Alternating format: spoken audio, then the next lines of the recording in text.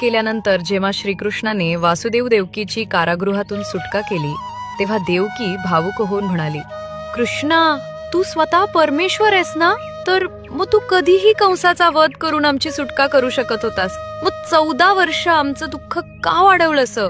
यावर श्रीकृष्ण हसून म्हणाले, माते, गेल्या जन्मी तू मला 14 वर्ष वनवासात का पाठवलं होतंस?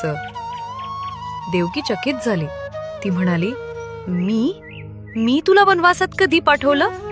हे काय बोलतोयस? श्रीकृष्ण पुन्हा म्हणाले, माते, तुला आठवत नाही कारण ती घटना गत जन्मातील आहे. त्या जन्मी तू कैकई होतीस आणि तुझ्याच इच्छेमुळे मला 14 वर्ष वनवासाला जावं लागलं होतं. हे ऐकून देवकी अधिकच थक्क झाली आणि म्हणाली, अरे, जर मी कैकई होते तर त्या जन्मी कौसल्या कोण होती? श्रीकृष्ण मंद स्मित करून म्हणाले, माते, त्या जन्मीची कौसल्या म्हणजेच या जन्मीची माता यशोदा, जिला त्या जन्मी 14 वर्ष पुत्रप्रेमाला मुकावं लागलं.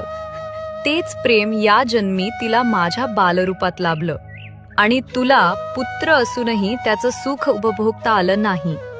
श्रीकृष्ण पुढे म्हणाले, माते, प्रत्येकाला आपल्या गतजन्मीच्या कर्मांची फळं भोगावीच लागतात.